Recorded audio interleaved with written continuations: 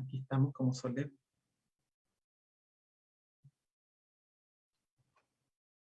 Bien, buenas tardes a todas, todas y todes. Bienvenidos a esta segunda jornada de la Semana de la Memoria 2021, Septiembre Vivo en la Memoria, ¿no? Una actividad organizada tradicionalmente por la Escuela de Historia y Ciencias Sociales de la Facultad de Filosofía y Humanidades de la Universidad Austral, y que en esta oportunidad además cuenta con la colaboración de la Dirección Museológica de nuestra universidad a través de la Unidad de Educación Patrimonial, y que además trabajamos conjuntamente con el Instituto de Ciencias de la Educación, también de la universidad, por supuesto. Así que hemos llegado a esta segunda jornada. Ayer inauguramos, ¿no? Conversando con Romanela Andaete y Jimena Gueque, un diálogo muy, muy significativo.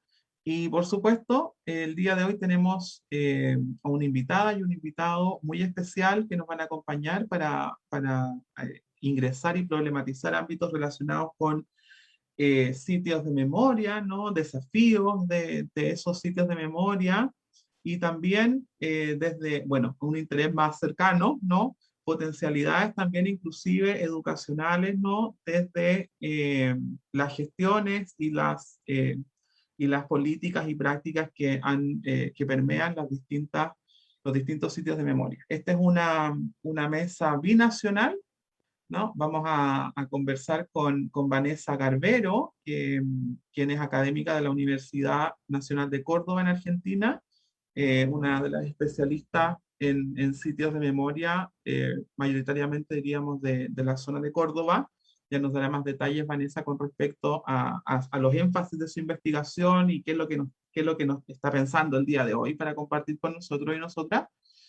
Y también con Eric Fuentes del sitio de memoria Excárcel de Valparaíso.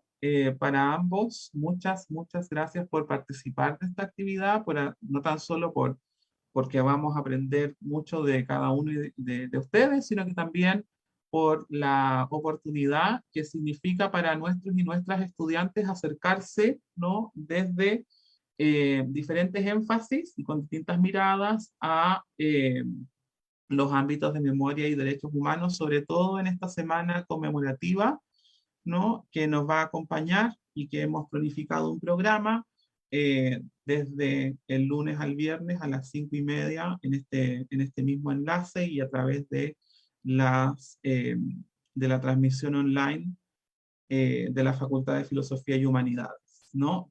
Por supuesto, también saludo a todos y a todas quienes se encuentran participando de esta actividad a través de esa plataforma, e invito, ¿no? A cada uno y a cada una de ustedes a también participar, ¿no? De esta conversación, y que puedan dejar en la zona de comentarios de la transmisión sus preguntas, sus comentarios, ¿no? Sus aportes a esta conversación. La dinámica de esta mesa va a ser la siguiente. En una primera instancia va a intervenir Vanessa, luego escucharemos la intervención de Eric y abriremos el espacio a la conversación luego de ambas intervenciones. Esperamos que esta actividad no se extienda más allá de 60 minutos. eh, Sin embargo, siempre eso es poroso, nunca se sabe en realidad eh, el tema de los tiempos, porque en realidad la conversación siempre se hace mucho más interesante. Bien, sin extendernos más allá en este saludo, quiero presentar primero a Vanessa. Como les comentaba, Vanessa es profesora de la Universidad Nacional de Córdoba y además eh, está asociada al programa de memoria interdisciplinario de las facultades de Artes, Letras, Filosofía y Humanidades, Lenguas y Ciencias Sociales y Ciencias de la Comunicación, ¿no? Que es un programa muy interesante, muy amplio, donde distintos investigadoras y investigadores desde sus propias áreas avanzan en proyectos y miradas interdisciplinarias para problematizar memoria y derechos humanos.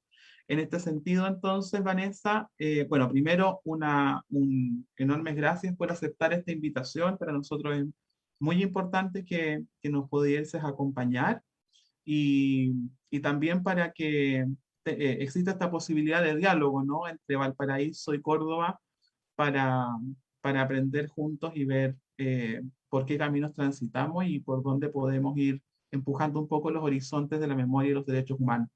Así que, Vanessa, te cedo la palabra, bienvenida. Ay, parece que no se escucha. Bueno, no importa. Ahí está. Hola, ¿cómo están? Bueno, espero que estén muy bien. Yo estoy muy contenta de participar de esta mesa junto a Eric y a Dámaso. Muchas gracias a quienes están participando, aunque no los vemos, están presentes y forman parte también de la mesa.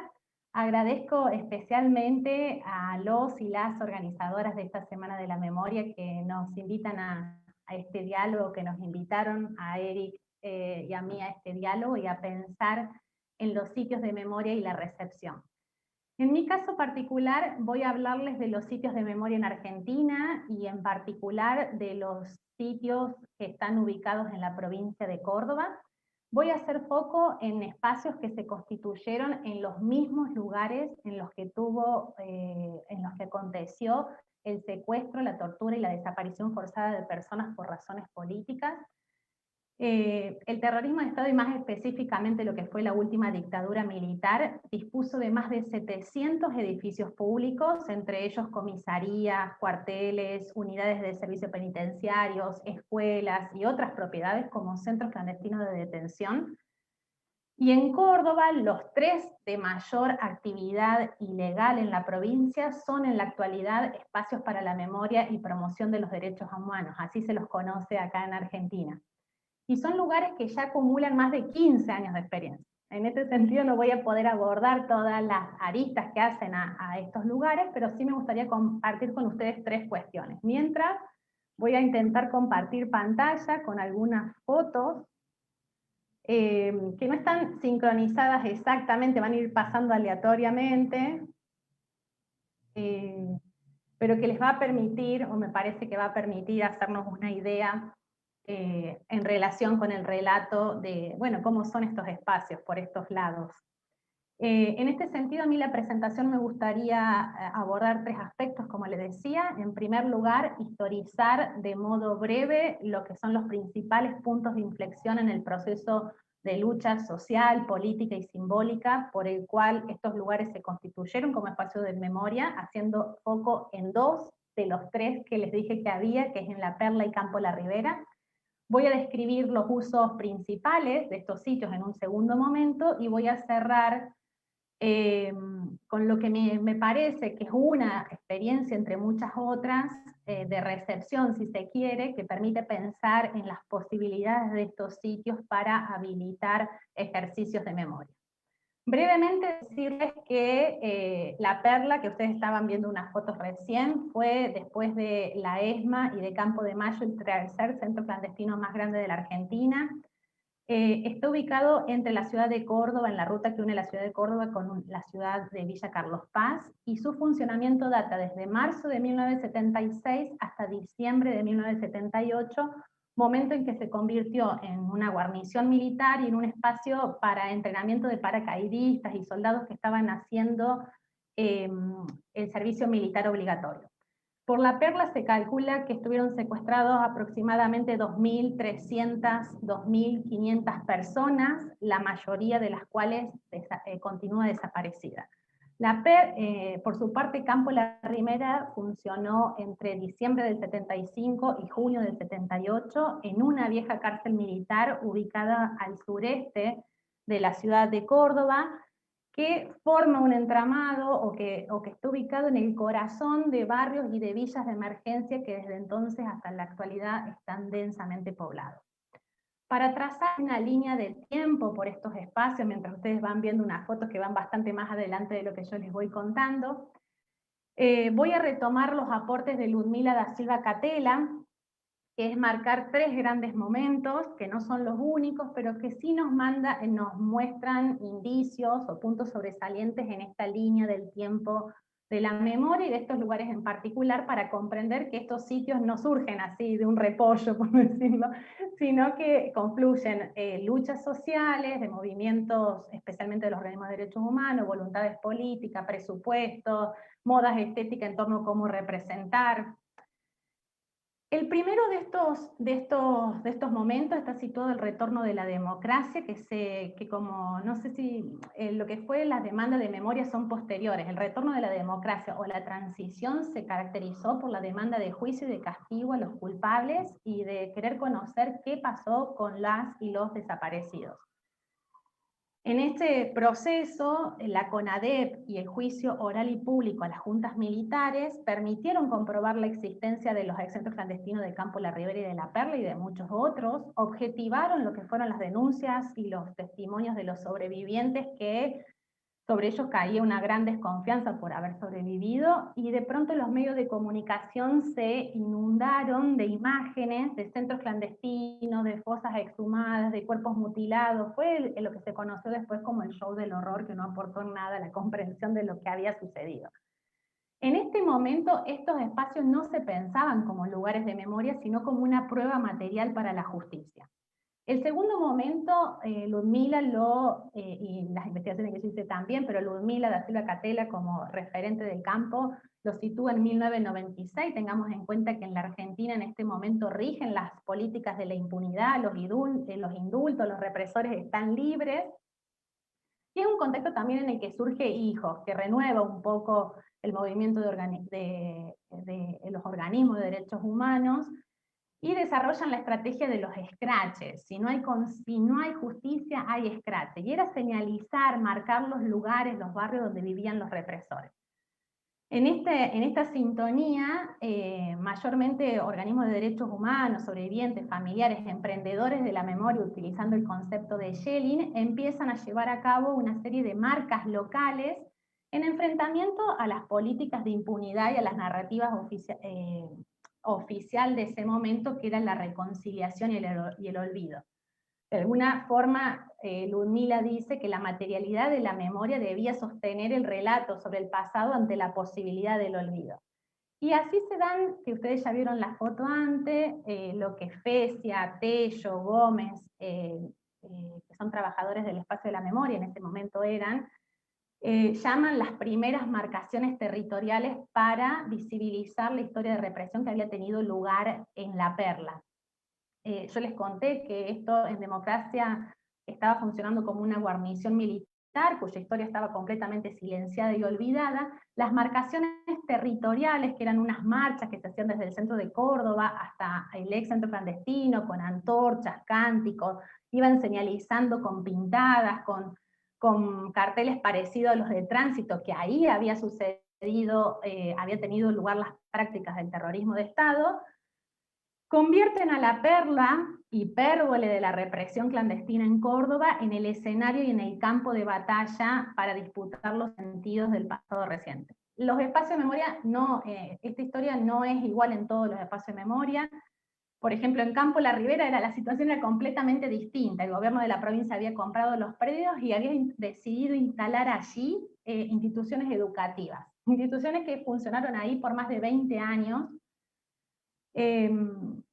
y que bueno, con una historia institucional bastante compleja, porque la primera directora y todo un primer tiempo se decidió negar y ocultar sistemáticamente la represión que ahí tuvo lugar, y es bien interesante cómo empieza a surgir la memoria a partir de las voces de los estudiantes. No quiero profundizar en eso, pero bueno, mientras esto está pasando acá a nivel local, en Buenos Aires hay otro hito que marca la historia de estos sitios, que es en 1998, quien era el entonces presidente Carlos Menem, firma un decreto para demoler los edificios de la ESMA. Imagínense, el centro clandestino más grande del país, que está en Buenos Aires. Él quería convertirlo en un lugar público, verde, en un espacio verde y símbolo de la unidad nacional. A esto le sigue una catarata de una disputa judicial, un fuerte enfrentamiento de los organismos de derechos humanos, una disputa judicial, y lo interesante es que la justicia por primera vez reconoce la obligación del Estado de resguardar estos lugares, porque de alguna forma tenían la obligación de resguardarlos porque aportaban a la reconstrucción de la verdad, tenían un valor probatorio, y destacan por primera vez el valor patrimonial cultural de estos sitios. Esto es como que marca un punto bisagra y empieza a hacer más claro la necesidad de preservar estos sitios y de pensarlos como lugares de memoria. Toda una discusión interna bastante grande hacia el interior del movimiento de derechos humanos, si se debía hacer espacios materiales así, si era esta la forma de recordar a los y las desaparecidas o había otra. Y bueno, el tercer momento es el momento que se inaugura con los 2000, digamos, con este nuevo siglo. El momento es como de las memorias monumentales. Asume la presidencia de la Nación Néstor Kirchner, y todos quienes estudiamos, todos los que estudiamos este periodo, marcamos como un punto de inflexión porque da lugar a una política estatal de la memoria que retoma las luchas históricas y las demandas del movimiento de derechos humanos.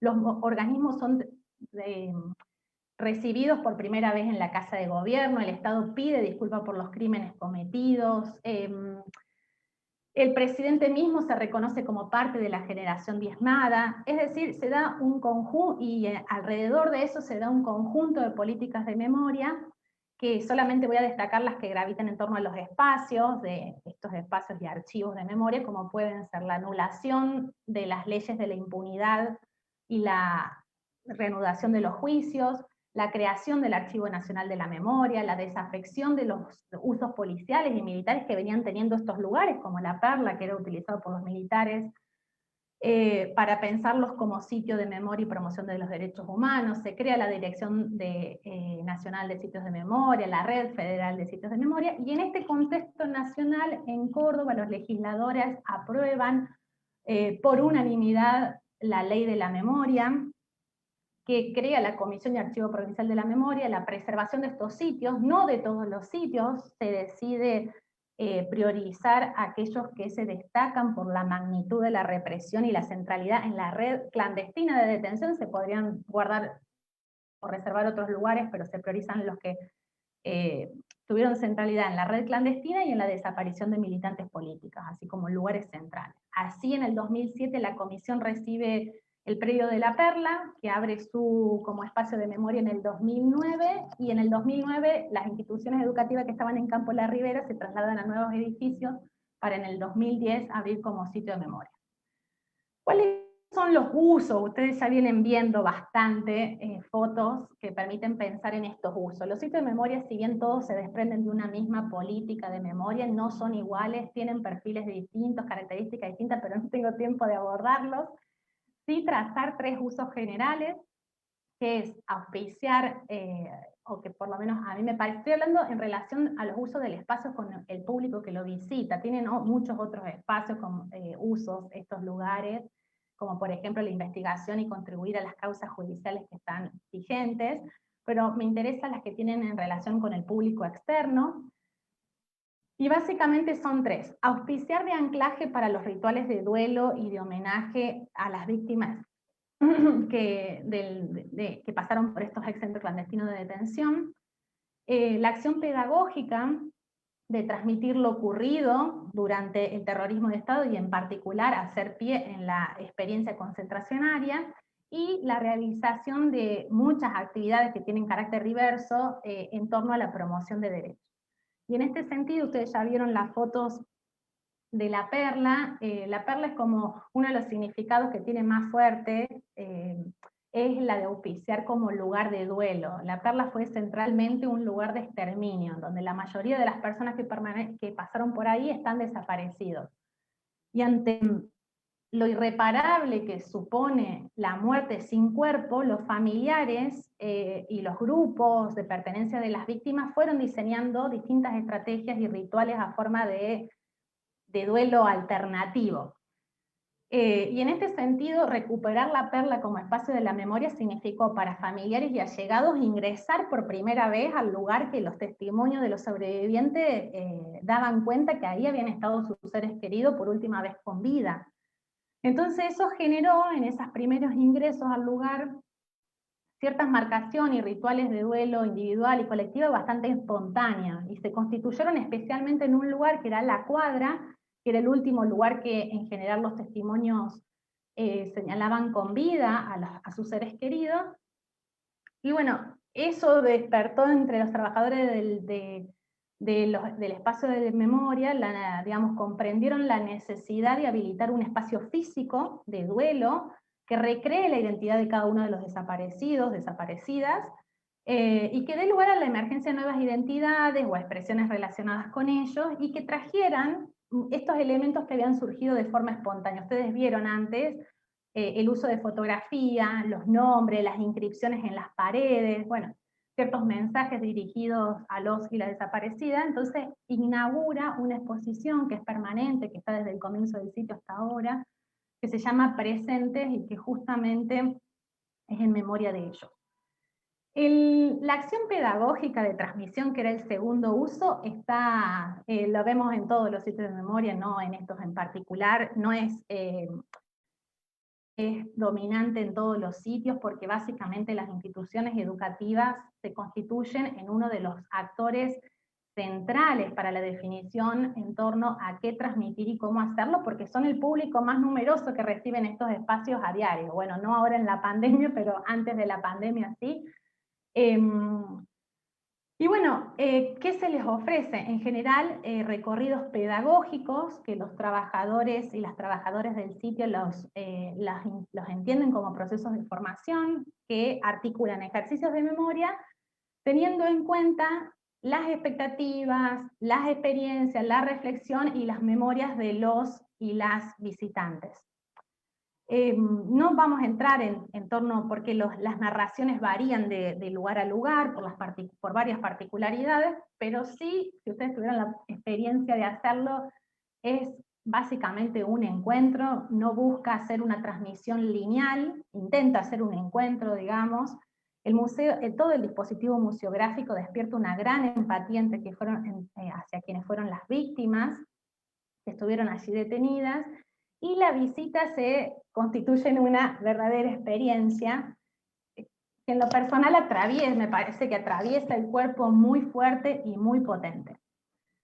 La promoción de derechos, que era el tercer uso que yo les anticipaba, si bien también está en todos los sitios, es especialmente vigente en Campo de la Ribera. El proyecto de Campo de la Ribera tiene la particularidad de declarar en varios pasajes el lazo entre el sitio y las comunidades. Yo les conté que está inmerso en una zona con importantes necesidades y con violaciones a los derechos humanos actuales de forma continua. Digamos, la violencia policial nunca se terminó, si bien no es lo mismo que la violencia militar, la violencia institucional sigue hasta el día de hoy. En este sentido, el sitio se propone, digamos, no solo recuperar la historia vinculada con el terrorismo de Estado, sino, bueno, anclarse en las necesidades y en el contexto en el que está inmerso. Por eso ahí ahí están justo viendo una foto, estamos un poco en sincronía algunos de los proyectos que nada tienen que ver con lo que a veces suceden en otros espacios. Acá en Campo La Ribera tienen lugar talleres de cerámica, de carpintería, de costura, digamos, es una política que realmente se ve redefinida en relación al contexto en el que está inserto. Y para cerrar, me gustaría presentar brevemente lo que fue, o elegir una de las tantas experiencias de estos sitios, que es una que está vinculada con el espacio de la Perla, que a mí me conmovió mucho porque aconteció mientras estaba llevando a cabo el trabajo de campo, que permite pensar esta recepción. Porque quizás una de las potencialidades más resonantes que tienen estos espacios de memoria para lo que es la elaboración de los sentidos sobre el pasado reciente es reconstruir, aunque sea en fragmentos, la trama social y política que el terrorismo de Estado buscó destruir, y en eso la identificación y la restitución de las identidades de los desaparecidos es una de las expresiones más acabadas. Y sobre el funcionamiento de la Perla, yo les conté que era centralmente un lugar de exterminio, y los testimonios dan cuenta que los asesinatos y los enterramientos de los cuerpos tenían lugar en las inmediaciones del campo de concentración, Sin embargo, las búsquedas que vienen desde el retorno a la democracia a la actualidad venían dando negativas, porque al parecer hubo una limpieza y un traslado de los cadáveres inhumanos a las fosas en 1979, es decir, los militares tuvieron tiempo de barrer esa zona, y ante el pacto de silencio de los represores y los testimonios de quienes son vecinos de estos lugares y aquellos que siendo parte de las fuerzas de seguridad ocuparon lugares auxiliares en la represión, resultan muy importantes. Mariana Taylor, otra referente también acá de Córdoba, trabajadora del sitio de la memoria, académica, bueno, ahora no trabaja más en el sitio de la memoria, voy a dejar de compartir si se puede. Perdonen, ya termino la presentación, ahí va. Tello nos señala que esa liminaridad, ese borde que alrededor de los que fueron los espacios de represión, habilitó percepción particular de lo que fue el accionar represivo del Estado. Y en ese borde se sitúa la experiencia de ese vecino, que ustedes vieron la foto recién que acaba de pasar. Quiere decir que ya cumplí mi tiempo, porque la programación de la PowerPoint estaba señalándome eso. Pero bueno, este vecino durante su niñez y su juventud vivió en La Ochoa, un pequeño poblado que estaba ahí alrededor de una molienda de piedra en el mismo predio militar, y su testimonio permitió el hallazgo de los restos de 4 víctimas de la represión. Considero que este relato es central porque la condición de emergencia de este testimonio en el espacio público guarda relación con estas políticas de memoria y de modo particular con la potencialidad que tienen estos espacios. El entrevistado visitó varias veces el lugar de memoria antes de animarse a contar su experiencia. El espacio de memoria operó como dispositivo en el sentido Foucaultiano, digamos, como mediación instrumental que posibilitó la resignificación de la experiencia personal de este vecino, que le permitió enmarcarle en una dimensión social y política que trascendía su experiencia traumática de la niñez, cuando él pudo ver esos restos en ese lugar. Él recién, y yo les dije que en el 2010 abrió el sitio de memoria, él recién en el 2014 se animó a contar su experiencia a quien fue el director del espacio. En ese año 2014, LA encontró los restos en el mismo lugar que señaló este vecino, y para mí este hallazgo es como un golpe al negacionismo, a la impunidad, un quiebre a la estrategia que venían teniendo de ocultamiento de las víctimas y el silencio que venían manteniendo los perpetradores. Hubo una ceremonia muy emocionante de restitución a los familiares de los restos, el vecino se pudo encontrar con quienes eran las familiares de las víctimas, bueno, muy emocionante la situación, y hasta el punto que este vecino se constituyó en el último testigo de lo que fue el juicio Menéndez III en 2015, y me parece que su testimonio puso en evidencia el resquebrajamiento de ciertas condiciones o de ciertas enseñanzas de no te metas, hace silencio, por algo será, cuestiones que marcaron mucho a la generación de este vecino. Entonces, bueno, me parece que es ilustrativo de la potencialidad que tienen estos espacios para habilitar memorias silenciadas, promover evocaciones, habilitar la enunciación de testimonio hasta el punto de transformarlos en testimonios que en sede judicial pueden ampliar el conocimiento de lo que ocurrió en estos espacios, que se vuelve una prueba para condenar a los represores y que por lo tanto constituye o contribuye, mejor dicho, de un modo más general a alcanzar estos procesos de memoria, verdad, justicia y subjetivar este tan querido nunca más. Bueno, ahora tomo aire y estamos. Ustedes me dirán después si surgen dudas. Muchas gracias, Vanessa, por tu presentación. Puedes respirar tranquila luego de presentar, porque bueno, un tránsito por distintos lugares y que además nos deja en evidencia cómo no, desde el pasado reciente a la actualidad existen distintos caminos, vías, formas de circulación de la experiencia que además van permeando de cierta manera eh, las experiencias más recientes, inclusive, ¿no? Y cómo esa experiencia reciente hace que la memoria opere en una clave de resignificación permanente, pero sin borronearse. Entonces, es interesante cómo nos llevas a caminar por esos lugares y cómo también las diferentes comunidades en las que se insertan o visitan, ¿no? Hay esa distinción también, tal vez podrías después comentarnos un poco, cómo se insertan o estas comunidades que se insertan o visitan van también contribuyendo a esa resignificación permanente de la memoria en función de los trabajos que se generan en ese lugar, para sostener, por supuesto, la conversación permanente, el encuentro, como decías tú, ¿no? En torno a los derechos humanos. En esta eh, tarde, entonces, les comentamos a las personas que nos siguen en la transmisión online y también que nos acompañan en el Zoom. Estamos conversando con Vanessa Garbero y con Eric Fuentes en esta segunda mesa de la Semana de la Memoria 2021. Y vamos a escuchar a Eric Fuentes, quien nos acompaña el día de hoy virtualmente desde Valparaíso, comentar algunos antecedentes de Eric.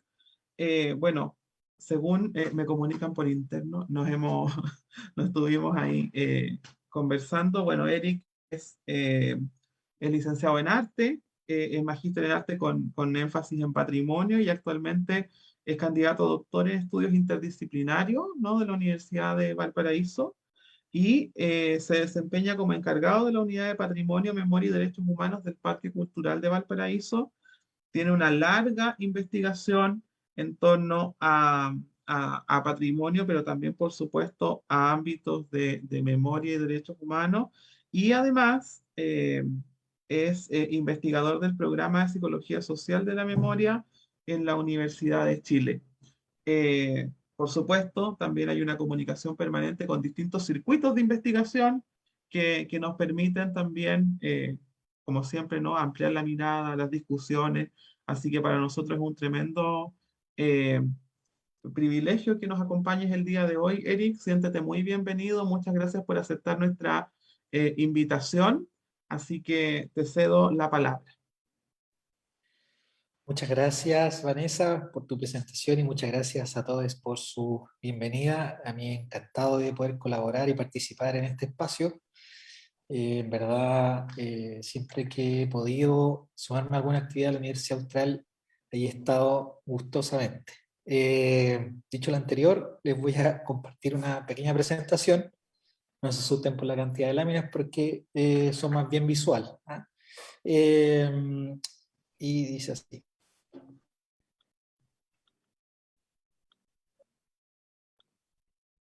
Ok. El Parque Cultural de Valparaíso es una institución que se crea como una política, ¿no?, de infraestructura cultural en el marco de las obras bicentenarias, ¿no?, las obras emblemáticas del Bicentenario de Chile. Y en ese contexto se decide entonces desarrollar proyectos, ¿no?, de infraestructura pública emblemática de gran impacto para mucha población en diferentes regiones del país, ¿no? Y en ese contexto, entonces, este proyecto bicentenario se alberga, ¿no?, en el caso de Valparaíso, en lo que fue la ex cárcel pública de Valparaíso,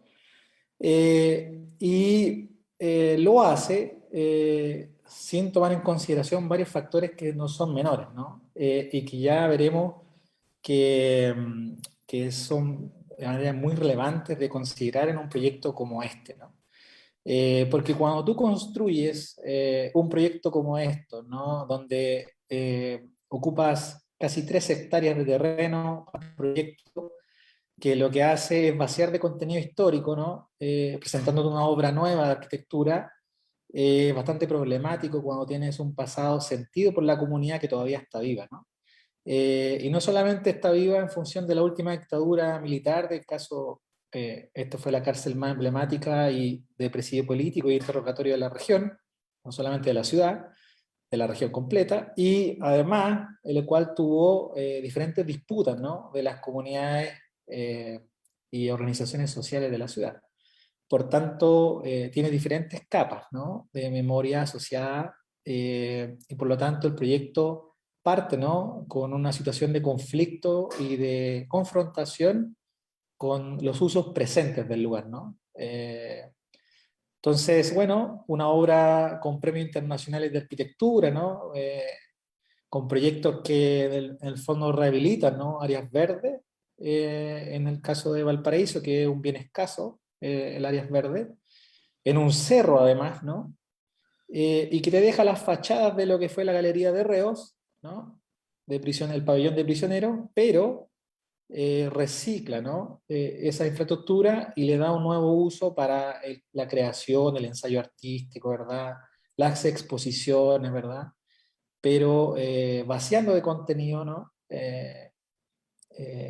Limpiando, ¿no? Invisibilizando completamente toda esa experiencia que forma parte del lugar, ¿no?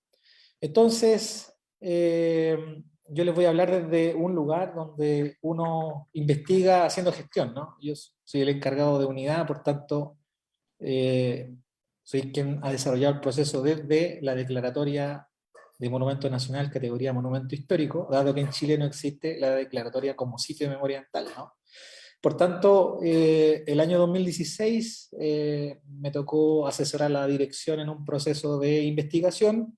En ese proceso de investigación, entonces, comienza este proceso de formulación de la Declaratoria de Monumentos Nacionales y a fines del año 2017 se desarrolla, digamos, en acta del Pleno del Consejo de Monumentos, que es la instancia que regula todo esto, la declaratoria, ¿no? Y esa declaratoria lo que hace es significar, ¿no? Después de ese vaciamiento, de esa invisibilización, significar el lugar con valores y atributos, ¿no?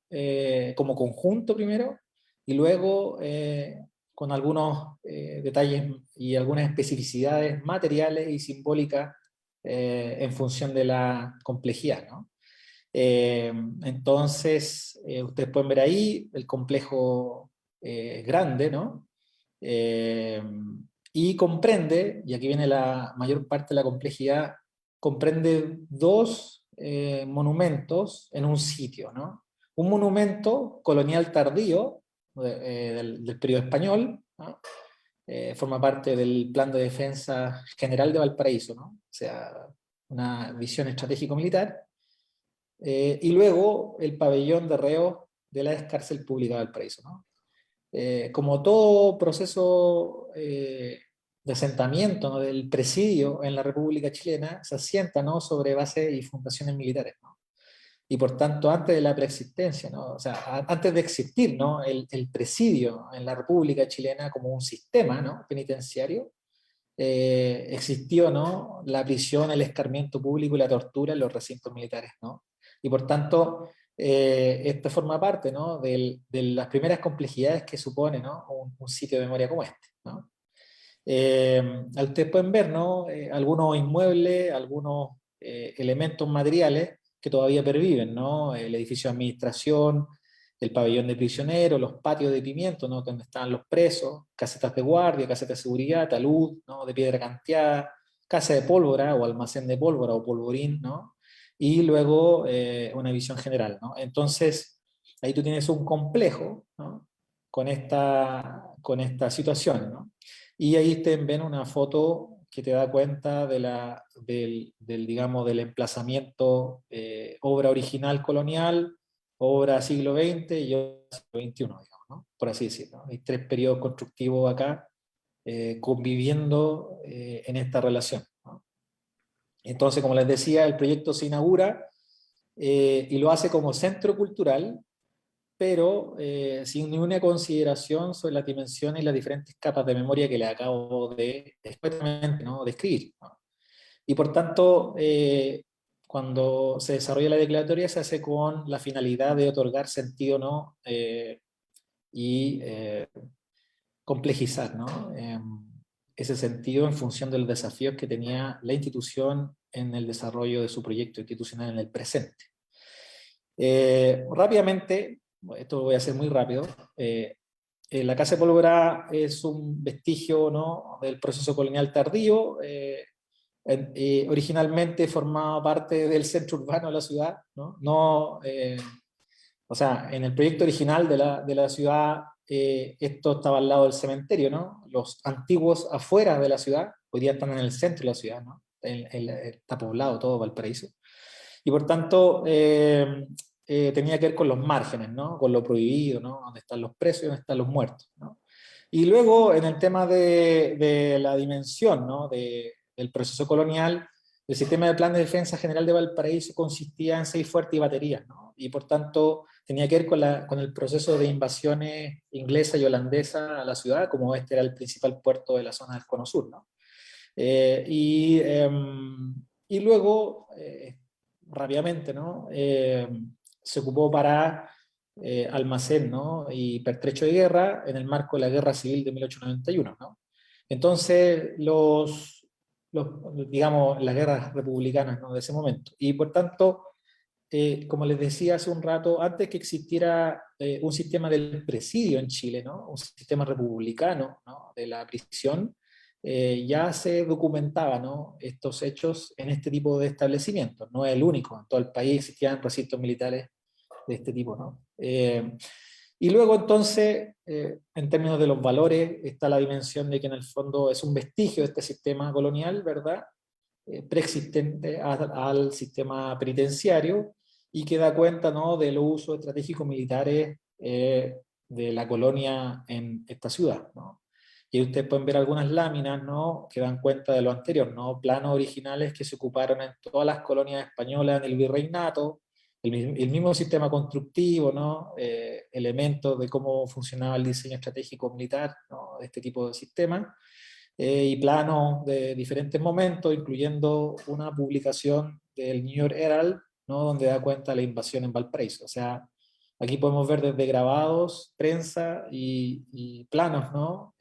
Cómo la ciudad presenta ya diferentes relatos y contenidos, ¿no? Muy tempranamente en función de esto, y que esto en el proyecto que les comenté, ¿no? Del Centro Cultural, estaban completamente invisibilizados, ¿no? Y hay un primer daguerrotipo, ¿no? Del año 50, 1852, ¿no? O sea, ustedes allá arriba en la última lomita alcanzan a ver, ¿no? Este sistema ya asentado. Entonces ustedes pueden ver entonces como un almacén originalmente tiene una visión estratégica de la bahía, ¿no? Y entonces empieza a entenderse un sistema territorial también, o sea, ¿por qué está emplazado allí, ¿no? Ahí ustedes pueden ver un archivo de la colonia española, ¿no? Como Valparaíso vacío, ¿no? Ustedes vieron la imagen del dron, ¿no? Al principio de la presentación, está hiperpoblado. Bueno, ese era el contexto en ese momento, ¿no? Era la afuera completamente de la ciudad. Y ahí ustedes pueden ver el monumento hoy día, ¿no? Bueno, otro día les comentaré sobre las condiciones materiales, ¿no? Y de conservación del mismo, pero eso en grandes rasgos, ¿no? Y la ex cárcel pública, ¿no? Como les conté también, todos los sistemas penitenciarios chilenos se construyeron, la mayoría, ¿no? Sobre objetos o recintos militares, ¿no? Preexistentes. Y por tanto, se constituye formalmente en el año 1846 y tiene diferentes procesos constructivos, ¿no? Que dan cuenta de los diferentes usos que tuvo, ¿ya? Incluyendo un terremoto que botó gran parte de la estructura en 1906 en Valparaíso. Pero por lo que más se recuerda a la cárcel pública de la región es por el uso, ¿no? Que tuvo dentro de la prisión política, ¿no? De la dictadura militar de Pinochet. Sin embargo, como les contaba, la prisión política, y aquí viene la complejidad de esta declaratoria, la prisión política de este complejo comienza, ¿no? Muy tempranamente en el periodo colonial, ¿no? Por tanto, lo que hace esta declaratoria, y yo te diría que es la única que toma esa eh, compleja línea de tiempo, es que da cuenta de la prisión política desde el periodo colonial, pasando por las grandes huelgas, ¿no? Y movimientos obreros del Valparaíso del 1900, hasta llegar a la dictadura, ¿no? De Pinochet, ¿no? Y por tanto, es un largo trayecto de 1808 a 1999, ¿no? En el caso chileno, no conozco otro caso hasta el momento que considere, ¿no? Una complejidad como esa, en términos materiales y en términos simbólicos además, ¿no? Y bueno, dentro de los valores, por supuesto que permite dar cuenta de los procesos de modernización, ¿no? Del sistema penitenciario, pero además de los usos, ¿no? Públicos y clandestinos del mismo, ¿no? Ustedes pueden ver ahí algunos registros, ¿no? De lo que era la cárcel durante la dictadura, y visitas, ¿no? Ahí pueden ver el polvorín, ¿no? dentro del patio de visita, etcétera, ¿no? Hay sistema de galería, ¿no? Esto es lo que hoy día ustedes vieron al principio, ¿no? Que estaba todo bonito, vacío. Bueno, era el espacio original, ¿no? Digamos, tenía un contexto de presidio, de galería, del diseño centralizado de galería, ¿no? Caracolas de ensayo, etcétera. Entonces, bueno, nosotros ¿qué hacemos, no? ¿A qué nos dedicamos con todo esto? Nos dedicamos primero a generar documentación, ¿no? Y procesos de investigación que permitan reconstruir el sentido, ¿no? Reconstruir el sentido en esas diversas capas, ¿no? Entonces ustedes pueden ver ahí una recuperación de objetos arqueológicos del lugar, ¿no? De excavaciones hechas que habían generado una pérdida de bienes, ¿no? Del lugar. Eso, hay objetos del 1900, ¿no? Objetos más recientes. Luego tienes una biblioteca y centro de documentación en formación, ¿no? Esto es un proceso reciente, lleva solo 5 años, ¿no? Desde el que iniciamos la investigación. La declaratoria es del año 2019 formalmente, porque nos tocó el cambio de gobierno, así que estuvimos 2 años, digamos, peleando con el gobierno de Piñera para poder sacar la declaratoria. Y por tanto una biblioteca, ¿no? Y un centro de documentación que lo que hace es focalizarse sobre estas capas de memoria de Valparaíso, este Valparaíso diverso, plural, movimentista, ¿no? Que tiene una trayectoria larga en su lucha democratizadora, ¿no?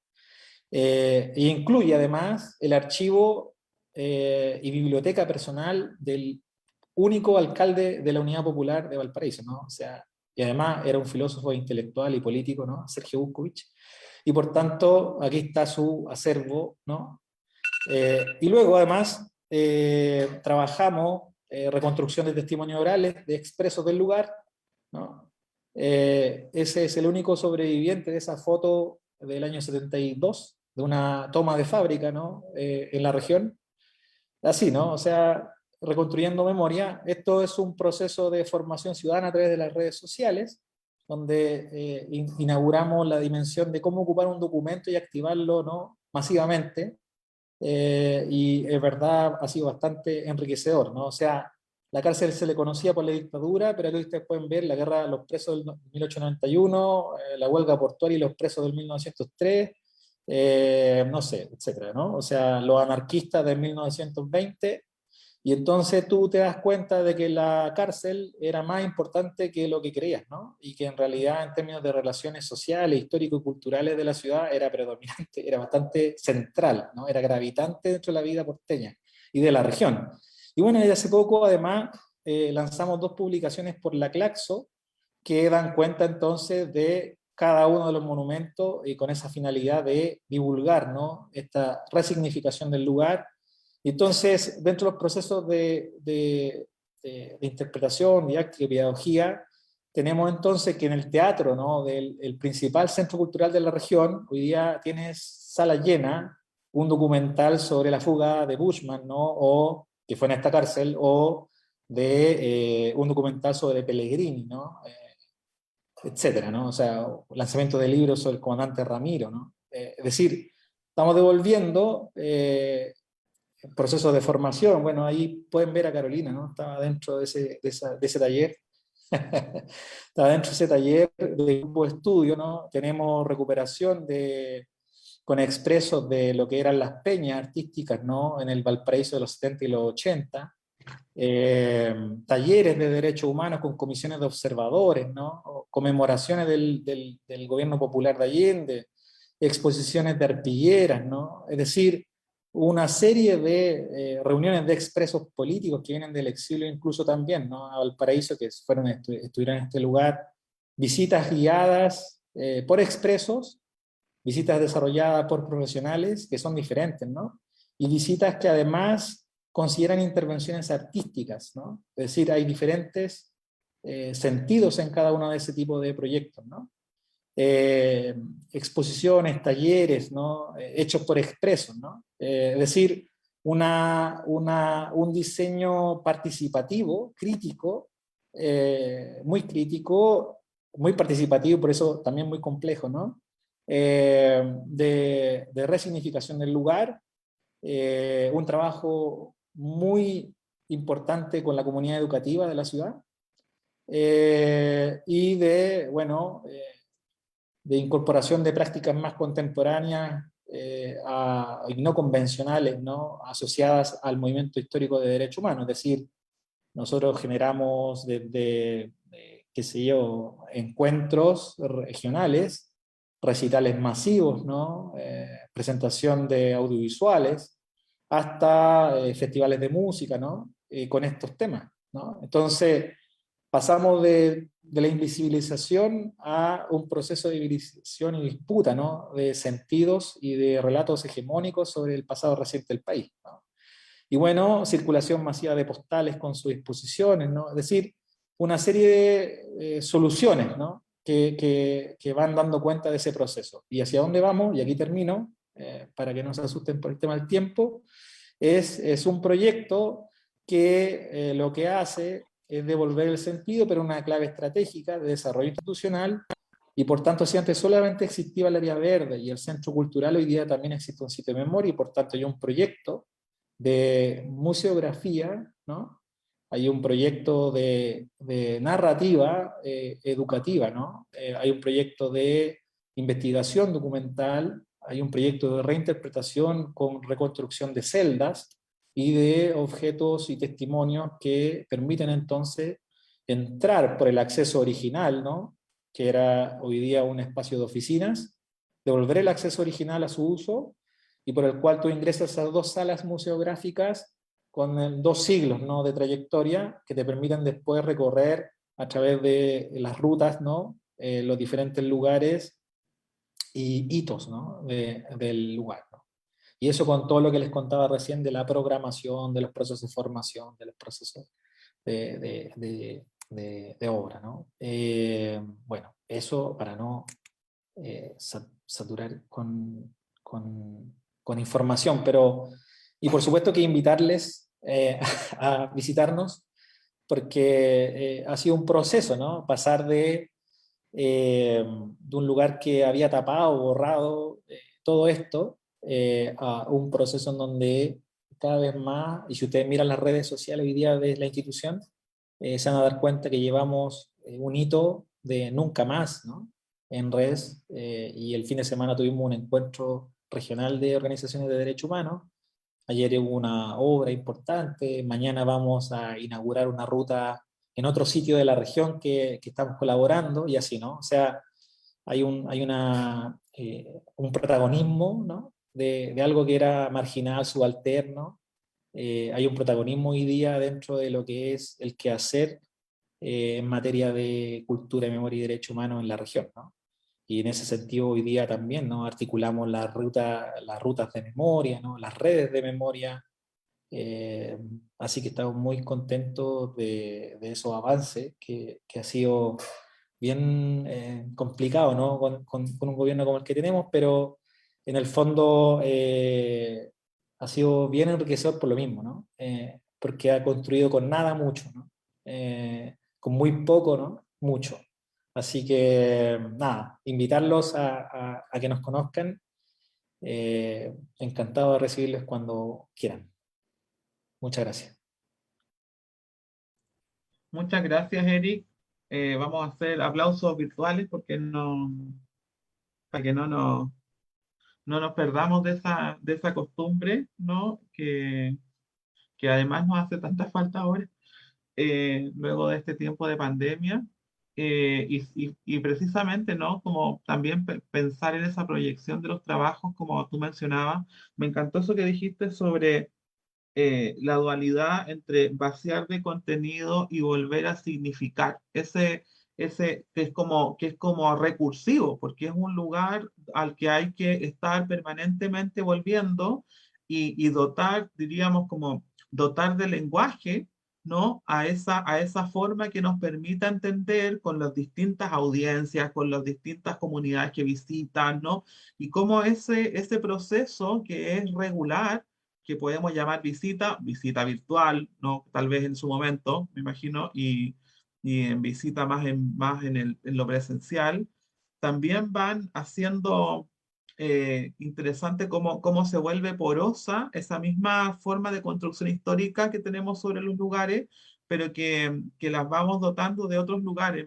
Recuerdo esto de escribir y tachar, ¿no? O de sobreescribir, pero cómo esa sobreescritura, dar sentido, volver a significar, como dices tú, nos está interpelando, ¿no? De manera permanente, porque el hecho de que estos lugares, de que estos sitios estén ahora, ¿no? Al medio de la ciudad, ¿no? En el caso de Córdoba, la Perla está afuera, pero Campo La Ribera está ahí en la comunidad. Entonces, eso, querámoslo o no, ¿no? Va generando, ¿no? Una forma de comunicación y de diálogo permanente y hay un desafío, porque es que hacernos cargo de esas narrativas, de esos relatos, de esas aproximaciones, y que seguro están ahí como en el horizonte permanente del trabajo de los distintos sitios de memoria, inclusive. Así que me parece tremendamente interesante lo que nos pudiste compartir. Y yo tengo una pregunta, pero no la voy a hacer yo. Primero voy a preguntar si alguien quiere preguntar antes de mí. Eh, Está la palabra. Entiendo que en redes sociales por el momento no tenemos una pregunta y tiene levantada la mano la colega Jessica Carrasco. Jessica. Hola a todos y todas, hola damas, hace tanto tiempo. Eh, bueno, Eric, yo conozco el sitio, maravilloso en realidad, increíble. Eh, y te quería preguntar, desde mi lugar, que es la pedagogía, hace un tiempo he tenido algunas experiencias de trabajo de la memoria, y te quería preguntar cómo se articula este espacio con diferentes espacios de la sociedad civil y con el mismo sistema educativo. Y qué complicaciones, qué complejidades, o si lo han podido hacer, para que me des la receta, ¿no? Sí, mira, nosotros funcionamos, como toda institución, tiene departamentos y áreas, ¿no? Y, o sea, primero, el proyecto se define en tres grandes polos, ¿no? Un polo en la dimensión del desarrollo más territorial, un polo en la dimensión del desarrollo más artístico-cultural, y otro polo más en el desarrollo del patrimonio, la memoria y los derechos humanos propios. En esos tres grandes polos se desenvuelve toda la acción institucional. Y entonces funciona orgánicamente con unidades y departamentos, y dentro de la de mediación, ¿no? Artístico-cultural, es donde se desarrollan los procesos educativos principalmente, ¿ya? Pero como era un centro cultural, tenía una trayectoria larga, ¿no? En mediación de las exposiciones, ¿no? De un centro cultural. Sabía cómo funciona el mundo del arte y la cultura, pero sobre sitio de memoria no tenía idea, ¿no? Y por tanto, cómo mediar o cómo generar procesos de interacción, aprendizaje, ¿no? Con dispositivos materiales y simbólicos, no tenía ni idea cómo hacerlo, ¿no? Por tanto, ha sido un camino generar, ¿no? Primero aprendizajes, ¿no? De los equipos y una sensibilización interna, ¿no? Porque es un cambio cultural de la propia Claro. institución con el proceso que está desarrollando, ¿no? Por tanto, Claro. es mucho más gradual, ¿no?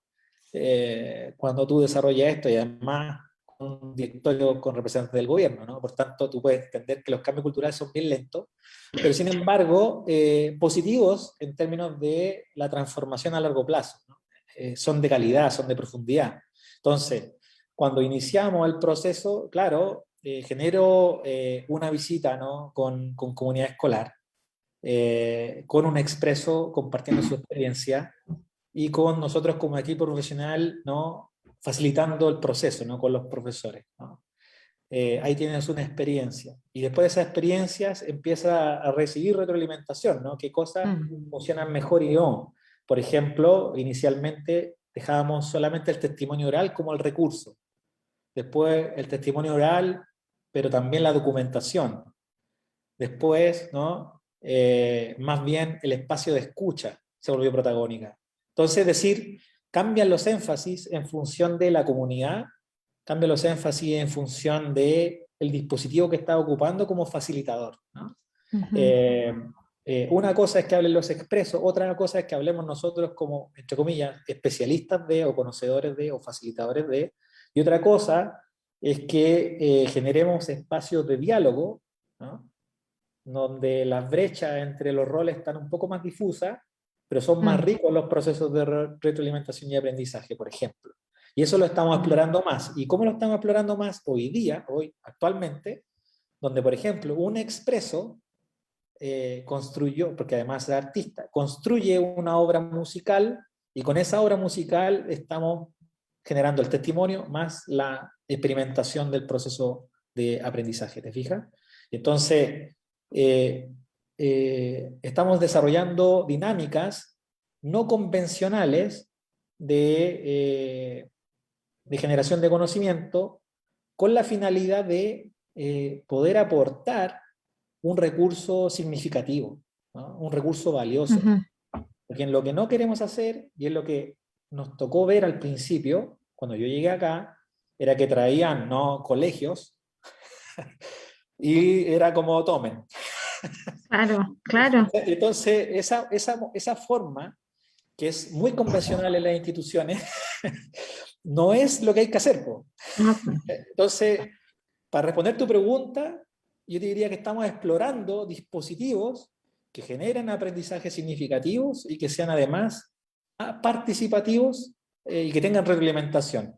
¿Ah? Y dialógico. Eso, tal Claro. cual, tal cual. Pero como todo proceso germinal está mutando, ¿no? Esto que te estoy contando, que es lo que estamos haciendo hoy día, pasó por otra etapa antes de piloto, ¿no? Así que eso es lo que te podría decir. Terminando entonces. Vale, gracias. No, Muchas gracias a ti. gracias, Jessica. Gracias, Eric. Hay una pregunta en el chat para Vane y le damos la palabra enseguida a Yerko. Voy a leer el comentario de Marcela. Dice, excelente O si quieres lo leo yo nomás, no te preocupes.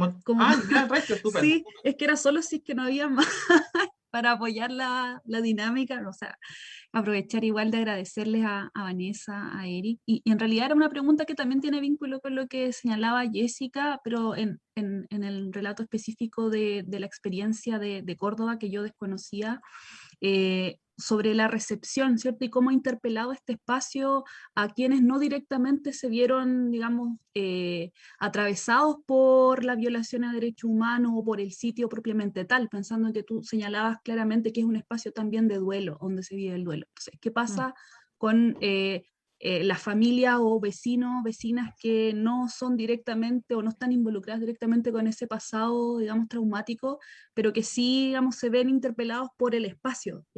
¿Cómo ves tú, digamos, esas tensiones o cómo se expresan también a propósito igual de ese punto que tiene que ver con una avanzada negacionista respecto también a la memoria y los derechos humanos, que creo también pasa por cómo permea las nuevas generaciones? Entonces, como que por ahí quería también saber, a propósito de que tú también señalabas que no querías enfocarte tanto por el tema del tiempo, y aprovechar también de preguntarte eso. Eso nomás. Gracias. Bueno, muchas gracias, Marcela. Mi tema de tesis o de trabajo de investigación justamente empezó por ahí. Digamos, mi primer interés fue intentar ver cómo se relacionaban estos sitios en relación a estos vecinos, a estas comunidades inmediatas, vecinos que muchos de ellos habitan esos lugares desde que estos sitios funcionaban como el centro clandestino de detención. Eric, me llama muchísimo la atención los diálogos que hay entre los espacios, más allá de todas las diferencias, pero realmente hay muchos lugares. Campo La Ribera es también un espacio de conflicto, porque está situado, como yo les dije, en una zona en la que la vulneración de los derechos humanos es hasta la actualidad, entonces es muy difícil marcar un quiebre, es muy difícil. De hecho, me acuerdo que una de las primeras entrevistadas me dijo, acá vinieron los derechos humanos, pero no hay derechos humanos. Digamos, acá vinieron los derechos humanos, como si fuera una cosa de personas que llegan a un lugar ¿Pero por qué? Porque estaban muy marcados por las necesidades del presente, las urgencias del presente, y hacía muy difícil esa lectura del pasado en una clave de como si hubiera sido algo que sucedió y dejó de suceder, o que es particular del terrorismo de Estado. Cuando la violencia institucional se prolonga a lo largo del tiempo, es muy difícil marcar la particularidad. Entonces fue bastante complejo, porque acá no solo, yo vi que no solo algunas entrevistas empecé a hacerlas por el año 2000, no me acuerdo si 2011 hasta el 2016, no solo estaban permeadas por discursos o miradas negacionistas, sino que muy permeadas por lo que fueron la narrativa que se ofreció en la transición democrática, la teoría de los dos demonios que se conocen, como que hubo dos fuerzas, dos males que se enfrentaron entre sí, la guerrilla y los militares, y en el medio la sociedad inocente. Por eso yo les traje ese testimonio de este vecino que decide contar lo que vio en su niñez, porque es como romper esos grandes aprendizajes que los hacían sobrevivir de alguna forma. El acá no pasó nada, el si no te metes no te pasa nada, el por algo será, el que si solo te pasaba algo si eras militante de organizaciones armadas, cosas que no son ciertas, pero que permearon realmente mucho, y me parece que es generacional, que es muy distinto, o que se pueden ver diferencias con las nuevas generaciones, que ya nacieron de los 2000 a esta parte, que hoy ya tienen 15, 18, 19, 20 años, es bastante distinto por las posibilidades. Los sitios me parece que vienen siendo bastante más potentes, y el caso de La Perla es paradigmático en relación al trabajo con las secundarios, con las instituciones educativas. Me parece que ahí se teje una potencia y una posibilidad de que sean los y las estudiantes quienes resignifican ese pasado y lo hacen mucho más cercano y aprensible, y estos lugares no son allá pasaba, era algo lejano, sino era algo que pasaba en mi comunidad. En ese sentido, por ejemplo, los estudiantes en Campo La Ribera, cuando funcionaban las escuelas, fueron quienes activaron las memorias que institucionalmente en el lugar se silenciaban. Los chicos y las chicas convivían con huellas, con la garita de vigilancia, con los ganchos de fusilamientos en el patio, con los piletones donde se torturaban a los detenidos y desaparecidos. Y si bien esa historia se mezclaba con la de la cárcel, como dice Eric, en Campo La Ribera hay capas de sentido. Fue cárcel, después fue centro militar, después fue cárcel otra vez, después fue escuela, ahora es espacio de memoria. Todas capas que, bueno, en ese momento, si bien no estaban las señalizaciones, los y las estudiantes, en relación con sus padres, que eran vecinos, empezaron a hacer circular incluso como rumor, incluso diciendo encontramos una cabeza, una mano, cosas que no se pudieron exactamente, si se quiere, comprobar, pero que hacía activar esa memoria y a volver a poner en escena esa historia silenciada. Entonces me parece que hay una cuestión generacional bastante importante, y que en las nuevas generaciones, o en los jóvenes, las jóvenes de los dos sitios, de los dos entornos urbanos, me parece que es en donde hay más potencia del trabajo de resignificación. Y después se dan cosas como esta, también este vecino que les comenté que es adulto, y sin embargo su testimonio fue fundamental para hallar los restos, pero también en Campo La Ribera sucedieron cosas muy interesantes con mujeres que empezaron a acercarse al sitio, vecinas del barrio, por el taller de costura, y terminaron generando un taller cartonero, un taller editorial cartonero, donde ellas mismas cuentan la historia del lugar, un poco disputando esta cosa: ¿quién narra la historia?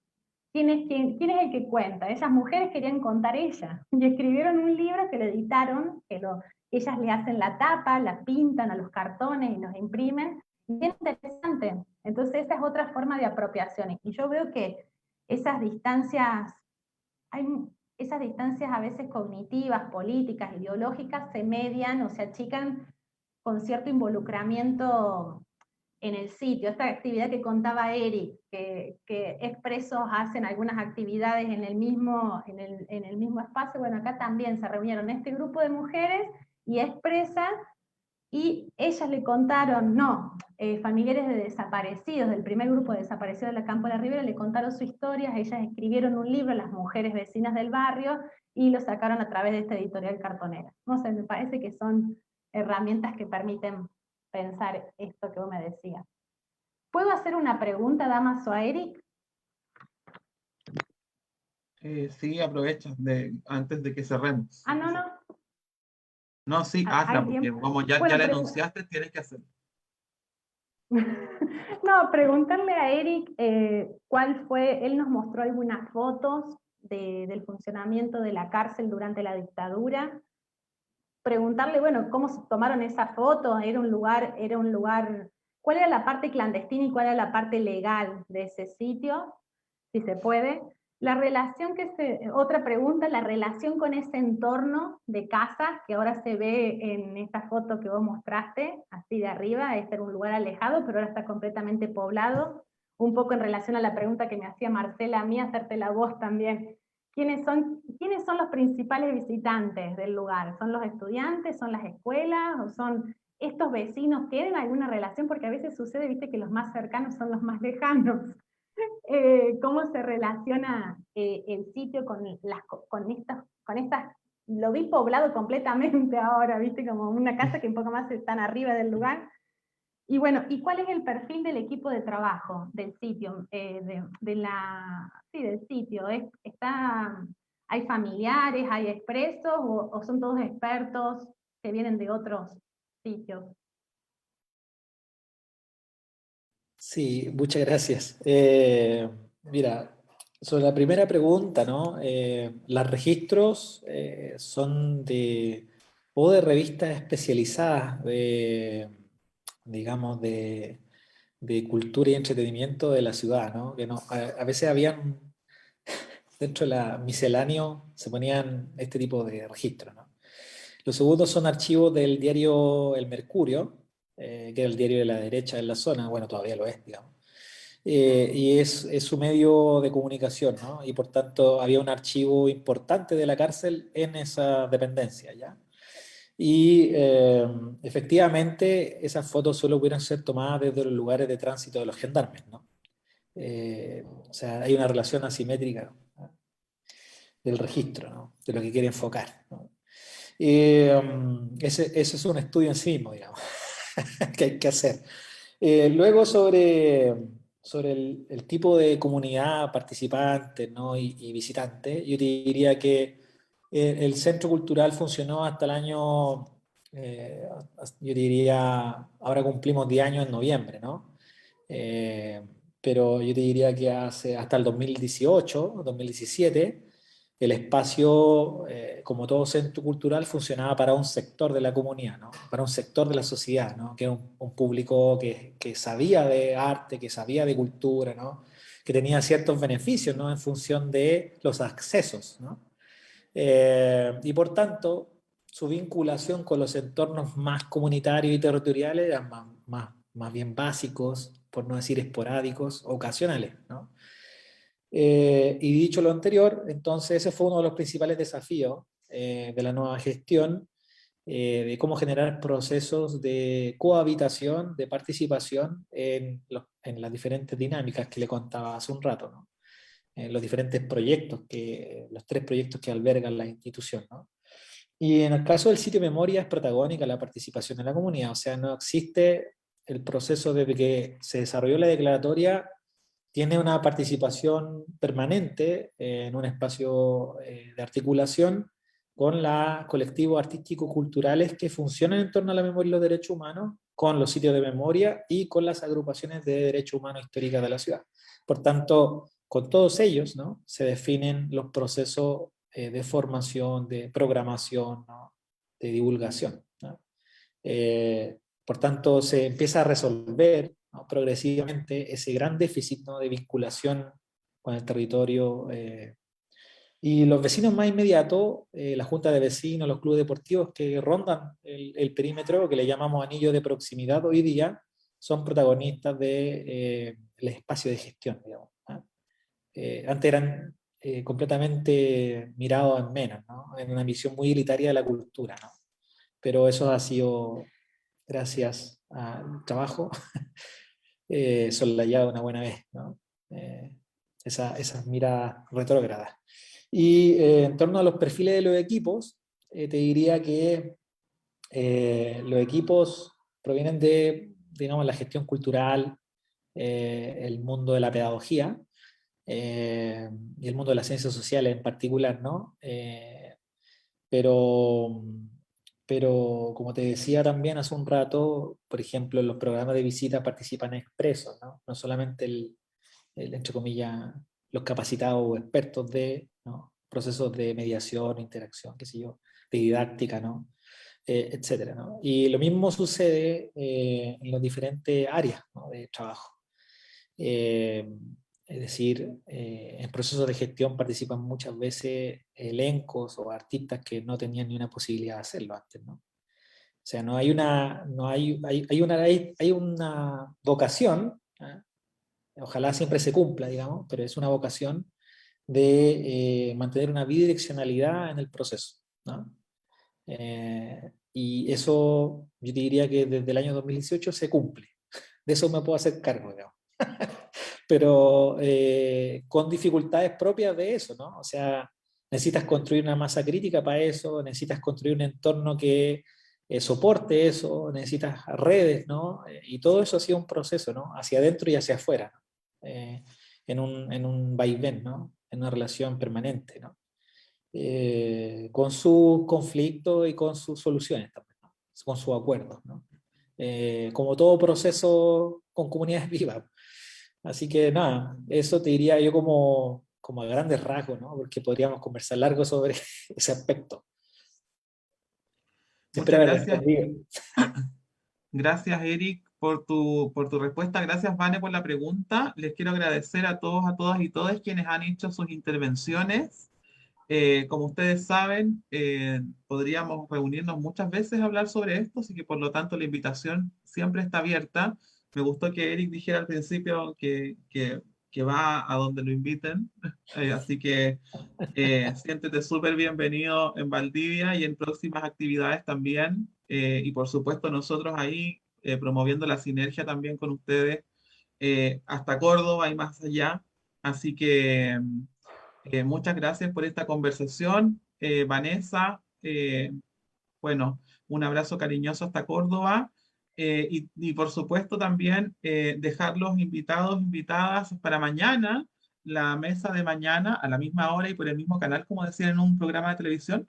eh, Tiene por título Derechos Humanos y Experiencia Comunitaria, Testimonio, Educación y Memoria, y nos van a acompañar Beatriz Brickman, del sitio de memoria Complejo Penitenciario Ex Cárcel Isla Teja, también Luis Alegría, jefe de investigación y vinculación del Museo Histórico Nacional, y volveremos a La Perla, ¿no? Porque nos va a acompañar Matías Capra, del área de Pedagogía de la Memoria del Espacio de Memoria de La Perla. Así que eh, vamos formalizando casi este vínculo entre Córdoba y, bueno, Valdivia y el resto de Chile, Valparaíso, así que se está armando una trama muy, muy bonita para que nos sigamos pensando en el futuro y sigamos haciendo memoria. Muchas gracias a todos, todas y todos quienes están en el Zoom, a quienes están también a través de las redes sociales. Nos vemos mañana, 5:30.